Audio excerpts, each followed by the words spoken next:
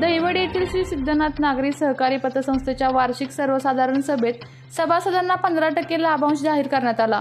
या आर्थिक वर्षामध्ये संस्थेत विक्रमी 5,80,00,000 रुपयाचा नफा झाल्याची माहिती संस्थेचे चेअरमन अरुण गोरे, व्हाईस चेअरमन मामुशेठ विरकर यांनी दिली आहे। सिद्धनाथ नागरी सहकारी पतसंस्थेची वार्षिक सर्वसाधारण सभा खेळी मिळून पार पडली। संस्थेचे सर्व व्यवस्थापक रणजित पोळ यांनी अहवाल वाचन केले। यावेळी वेगवेगळे ठराव मांडण्यात आले। सर्व ठरावांना सभासदांना मंजुरी दिली। बँकेचे नवीन योजनांचा शुभारंभ संचालक मंडळाच्या हस्ते करण्यात आला। तसेच नवीन शाखा काढण्यास सभासदांची मंजुरी घेण्यात आली।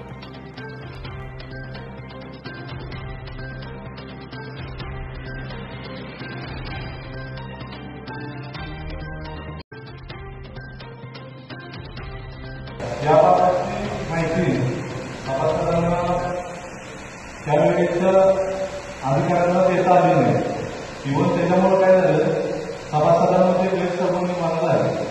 संस्थेवर प्रशासकीय 2 प्रकारचे असतात। संस्थेमध्ये आर्थिक दबाव आहे, आर्थिक मोठ्या प्रमाणात गैरव्यवहार झाले तर संस्थेवर हा प्रशासकीय असतो। पण आपल्या संस्थेवर आलेला प्रशासक हा आपले संचालक मंडळ अल्पमतात आले, त्याच्यामुळे आपल्या संस्थेवर प्रशासक आला होता। पण जो बाहेरचा प्रशासक आला हे संस्थेमध्ये काही गैरव्यवहार, मोठे अपघात, आर्थिक अनियमितता झाली, त्याच्यामुळे संस्थेवर प्रशासक आला। हा माणसामध्ये गैरसमज निर्माण झाला। त्यावेळेला 2 संचालक होते, त्यांची सरकारने संचालक मंडळाने बेकायदेशीर नियुक्ती केली होती। सरकारने 2 संचालकांना नियमबाह्य करून त्यांचे संचालक रद्द केले आणि संस्थेच्या अंतर्गत बेकायदेशीर कामाला कंटाळून संस्थेच्या 5 संचालकांनी राजीनामा दिले होते। त्यामुळे संस्थेचं संचालक मंडळ हे अल्पमतात आलं। त्यामुळे सरकारने संचालक मंडळ बरखास्त करून संस्थेवर प्रशासक आणला। त्यामुळे सर्वप्रथम सभासदांना काय गैरसमज असते की प्रशासक आला, संस्थेची आर्थिक स्थिती कशी आहे, संस्थेची आर्थिक स्थिती बघितली तर आवाज आपण ज्या सभासदांनी गैरव्यवहार वगैरे हे टाकून की आपल्याला नेलं ते 45 कोटीच्या सभासदांनी आपल्याला नेलं आणि ते आपण व्यवहार करताना कुणालाही आगमन केली नाही। प्रत्येक सभासदाला मागं त्याला 1 ना 1 रुपये त्यांना वेळेवर आपण काय केलंय माघारी दिलेलं आहे। अशा प्रकारे 45 कोटीच्या ठेवी आपल्या आवासाला गेल्या होत्या। फेब्रुवारी 23 मध्ये आपली निवडणूक होऊन नवीन संचालक मंडळ अस्तित्वात आलं आणि त्या 2 महिन्याच्या काळात आपल्या 10 कोटी व्यवहार वाढलेले आहे। त्यामुळे संस्थेची आर्थिक परिस्थिती आपली बदलम आहे। त्यामुळे तुम्ही काय गैरसमज पसरवत असतील काय असेल तर तुम्ही मुख्य कार्यालयाशी येऊन करा। तर मध्यंतरीच्या काळात एवढ्या मोठ्या प्रमाणात सभासदांना आम्हालाही सांगता आलं नाही, कारण आम्ही सुद्धा त्या सगळ्या प्रकारामुळे थोडंसं हे होतं। त्यामुळे आता सभासदांनी संस्थेचे आपले व्यवहार संस्थेत करावे, कुठलीही मनात किंवा काही गैरमार्ग गैरप्रकार होणार नाही याची तुम्ही कुठली काळजी न करता यापुढे आपले सगळे व्यवहार आपल्या संस्थेमध्ये करावे एवढी मी विनंती करतो आणि आवाज सुरू करतो।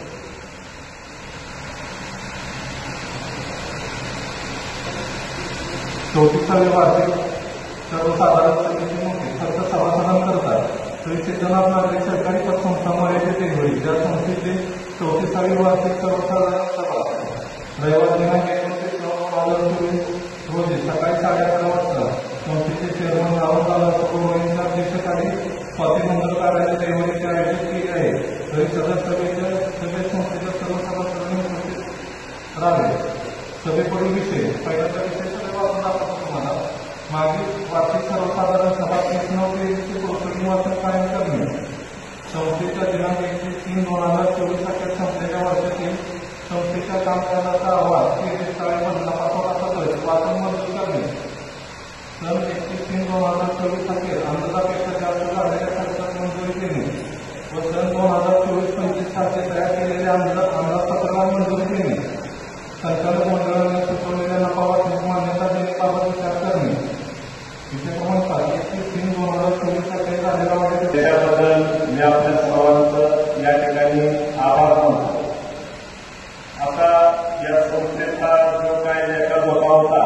तो आपल्या संस्थेचे जनरल मॅनेजर श्री रणजित पवार साहेब यांनी आपल्या समोर मांडलेलाच आहे. काय विषय असा आला होतं की संस्थेची निवडणूक लागली. निवडणुकीच्या अगोदर पाटील तुम्हाला माहिती आहे की 7 वर्षापूर्वी पहिली निवडणूक झाली होती आणि निवडणूक झाल्यानंतर वाघोली काकांच्या मार्गदर्शनाखाली पूर्वी संस्था चांगली चालली होती. चंद्रकांत दरस मॅनेजर होते, त्यांच्या मार्गदर्शनाखाली संस्था चांगली चालली होती. नंतरच्या काळात काय झालं ते तुम्हाला माहिती आहे. बरंचसं म्हणजे पाठीमागच्या वेळेस इलेक्शन झालं. जनरल मॅनेजर चंद्रकांत दरस आणखी म्हणजे असा एक काळा टाकला गेला. त्यावेळेस इलेक्शन लढलं गेलं. त्यावेळेस आम्ही सत्तेच्या बाजूला होतो. पण त्यावेळेस सत्ता आल्यानंतर बरंचसं संस्थेत कामाई करायला लागलं. बरेचशा कर्मचाऱ्यांना घरी हाकलून देण्यात आलं.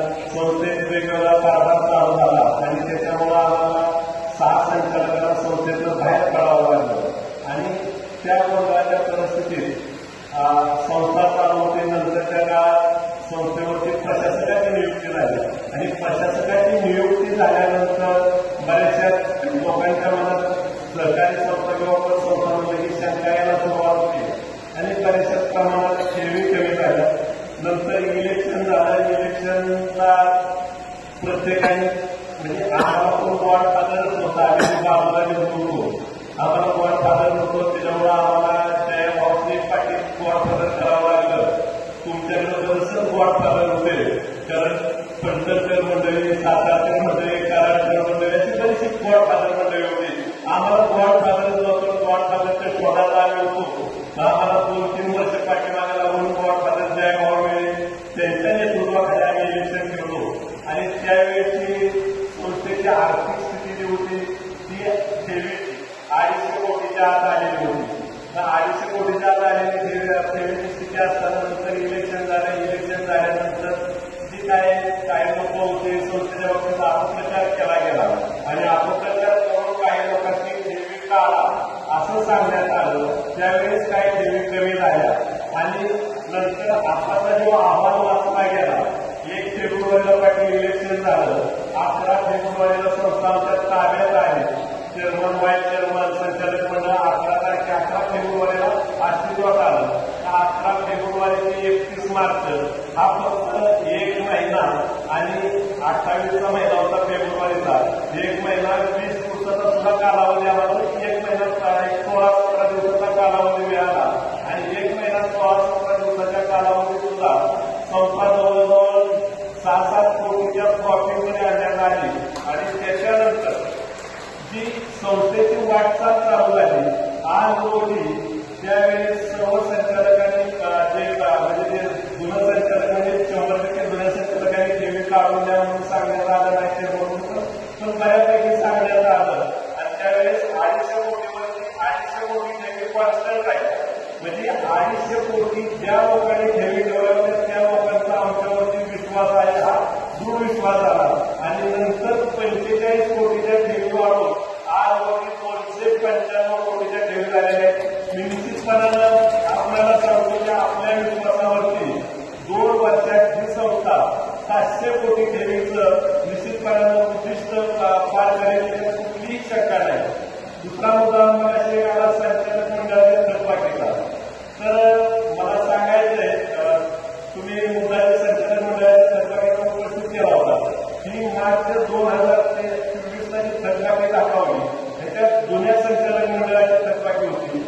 आता अस्तित्वात असणाऱ्या संचालक मंडळाचा 1 रुपयाची थकबाकी नसणार आहे आणि जर ती थकबाकी राहिली कुणाची तर ती पुढच्या वर्षीच्या मार्च 2025च्या मीटिंगमध्ये त्या संचालकाच्या नावासह मी अगदी खात्रीपूर्वक करतो नावासह तुम्हाला वाचून दाखवायचं आहे.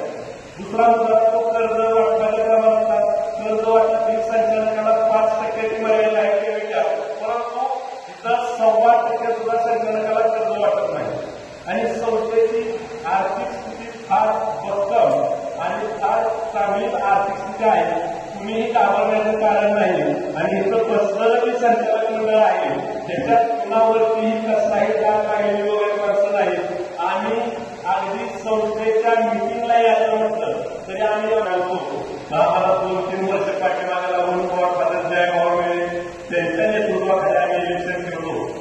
त्यावेळेची संस्थेची आर्थिक स्थिती जी होती ती ठेवीची 250 कोटीच्या आत आलेली होती. 250 कोटीच्या आत आलेली ठेवीची स्थिती असताना नंतर इलेक्शन झाल्यानंतर जी काय लोक होते संस्थेच्या बाबतीत अपप्रचार केला गेला आणि अपप्रचार करून काही लोकांनी ठेवी काढा असं सांगण्यात आलं. त्यावेळेस काही ठेवी कमी झाल्या आणि नंतर आताचा जो अहवाल वाचला गेला 1 फेब्रुवारीला पाटील इलेक्शन झालं. 11 फेब्रुवारीला संस्था आमच्या ताब्यात आहे. चेअरमन वाईस चेअरमन संचालक मंडळ 11 फेब्रुवारीला अस्तित्वात आलं. 11 फेब्रुवारी ते 31 मार्च हा फक्त 1 महिना आणि 28चा महिना होता फेब्रुवारीचा.